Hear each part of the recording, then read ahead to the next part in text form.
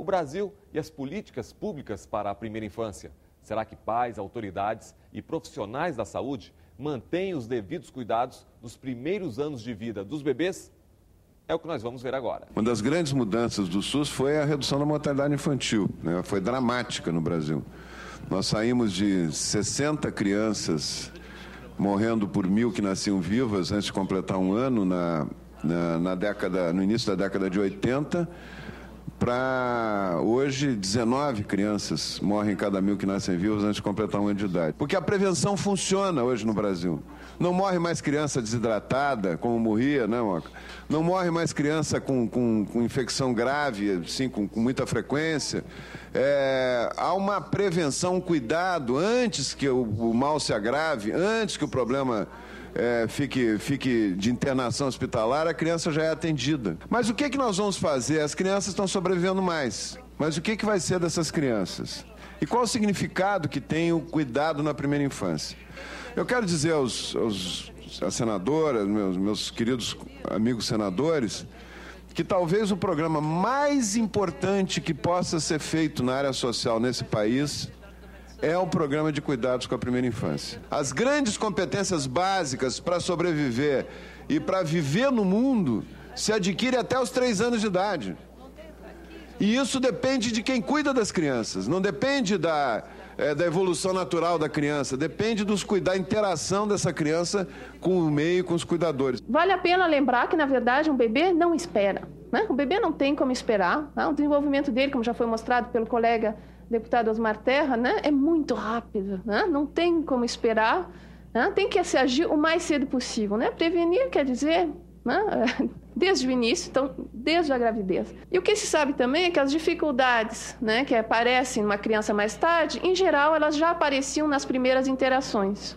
Né? Uma criança, por exemplo, que vai desenvolver um problema de sono, um problema de, por exemplo, dificuldade na escola, de fobias, muito frequentemente esses problemas já eram observáveis na interação com pais-bebê. Acredito que um perigo, um erro estratégico é a tendência a querer que as crianças paguem os erros que nós adultos cometemos. Existe alguma coisa que hoje em dia está ocorrendo na França deste tipo e que é muito perniciosa e que é, sob pretexto de prevenção, querer detectar as crianças em risco no último ano do jardim de infância, antes de começar a escola primária, com pretexto de prevenção, para dizer, esses aqui vão bem, esses aqui vão mais ou menos, e esses aqui que estão realmente em risco. E quando a gente se indigna com essa rotulação, me dizem, mas é prevenção. É um caso de prevenir.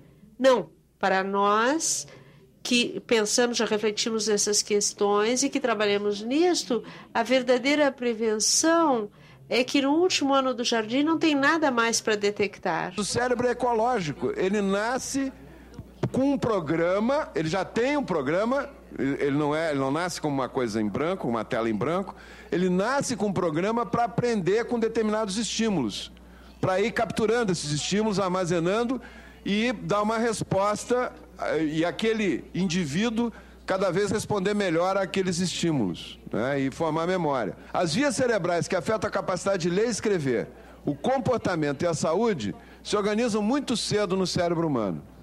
O que acontece, os cuidados que tem uma criança, ou a falta de cuidados que tem uma criança nos primeiros 3 anos de vida, vai interferir na capacidade cognitiva, de ler e escrever, vai interferir no comportamento, vai alterar o comportamento para o resto da vida e vai interferir na saúde. Não, mas também tem que se considerar que todas as crianças, na verdade, não nascem, né, com a mesma bagagem. Algumas serão mais vulneráveis do que outras na presença dos mesmos fatores de risco, né? Não é a mesma criança que nasceu, por exemplo, prematura, que nasceu numa família monoparental, né, só com uma mãe solteira.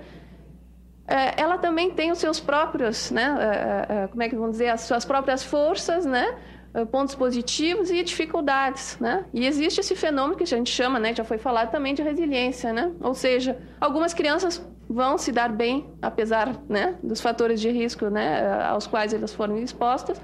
outros não. Uma criança maltratada no início da vida, ela vai ter problemas escolares, vai ter mais facilidade de usar drogas, álcool, sexo precoce, ser mais violenta, depressão, desemprego e pobreza, né? Então isso tem um impacto social também muito grande. Hoje temos estudos longitudinais que comprovam os efeitos independentes a longo termo, na criança, da depressão, da ansiedade materna, do estresse durante a gravidez, do uso do tabaco, do álcool. Por exemplo, um estudo que a gente fez com 126 mulheres lá morando em Paris mostrava que 1/3 delas tinham consumido álcool durante a gravidez. E 1/5 fuma, ou seja, 20% dessas mulheres fumavam. E vocês estão vendo, são mulheres de primeiro mundo, morando em Paris e sabendo perfeitamente, dos riscos que estavam fazendo correr aos seus filhos.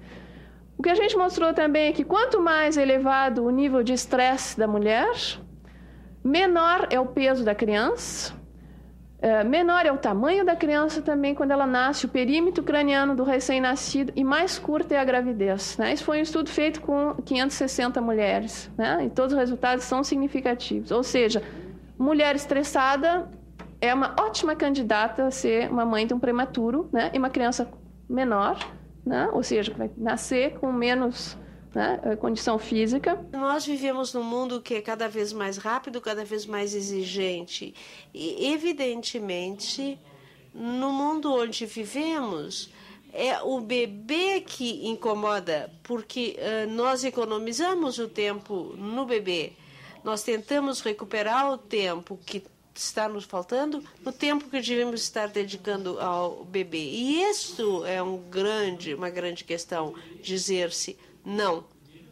O desenvolvimento psicomotor do bebê não pode ser comprimido, ser infinitamente comprimido.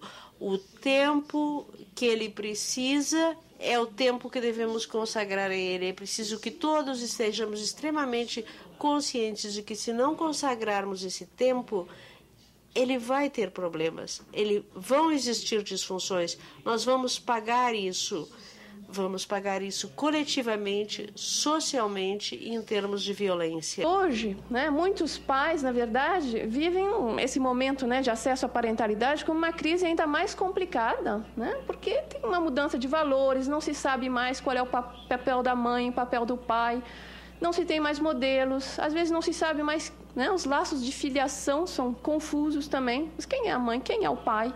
Famílias recompostas, decompostas, Enfim, é complicado. É impressionante, e eu aqui o doutor Bernard relatou muito, claro, é uma questão realmente que explica muita coisa, porque que determinadas crianças que têm, às vezes, toda uma estrutura física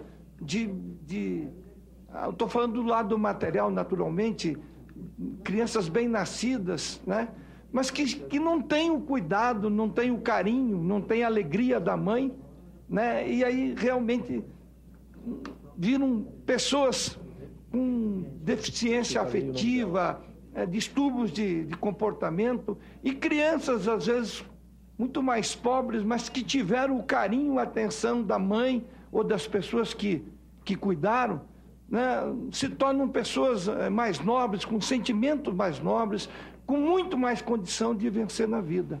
Eu acho que essa palestra aqui demonstra exatamente isso. E o pior, como nós estamos longe dessa realidade, no nosso país. No próximo bloco, a formação dos profissionais da saúde, os bebês e as creches, o apoio às mães adolescentes, a depressão pós-parto. A gente volta já.